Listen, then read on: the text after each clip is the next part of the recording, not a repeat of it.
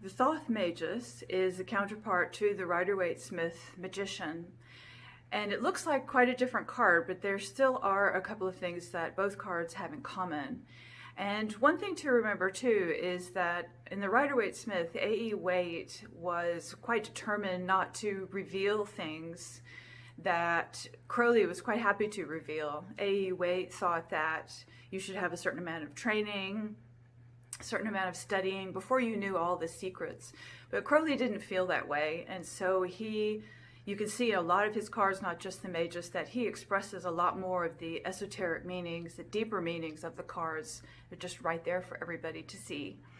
But one of the things they do have in common is the 4 suits, the 4 elements. So if you look at the Magus, you can see that there is a sword to his left, and there is a cup to his left.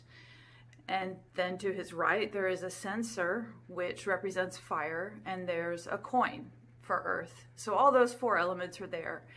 And Crowley adds a 5th element. He adds the element of spirit, and that is represented by the winged egg, which is on the Magus's left.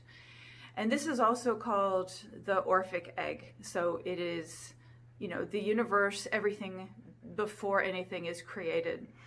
And that's where the Magus is on the Tree of Life. He's at the top of the Tree of Life. He comes out of Keter, on the opposite side of Keter to the Fool. So they're like alternative paths out of Keter, and it's very interesting to look at how that changes both cards, because they're both very elementary, beginning type energy.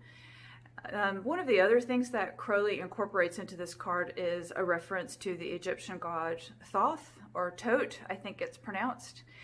And that's at the top of the card. You see there's a quill and some parchment, and those refer to Thoth's responsibilities as the magician god, the keeper of records. And it was considered to be a magic thing. Writing and reading is not something that a lot of people could do.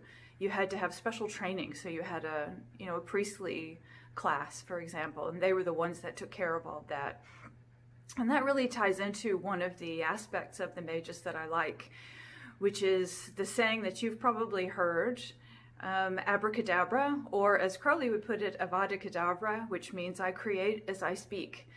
So there is a kind of magical element to this, and it reminds me of the way that we can all create our own world by saying things and making it real and bringing these things into the world instead of just thinking about them, which is very important. Intention goes a long way, but saying it is a way of bringing our wishes and our desires, our divine will, into the real world.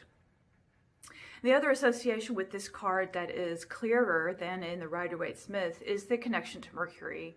And you can see in the bottom part of the card, in the bottom part of the frame, there is a glyph for Mercury.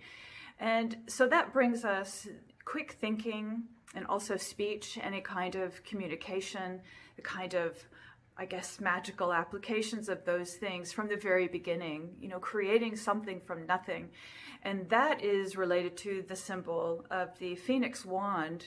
If you look at the Magus's right hand, he's holding a wand with a phoenix head on it, and that is about creation. It's a symbol of fire. And so the symbol of fire plus the Orphic egg, means that he can bring things to life from nothing, or from everything, really. We're talking about there's great potential that comes from nothing. So these are some of the associations that I like to make with the Magus and our ability to create things, the fact that we have all the skills that we need. What do you see in the card? What are you most curious about? And how do you interpret things?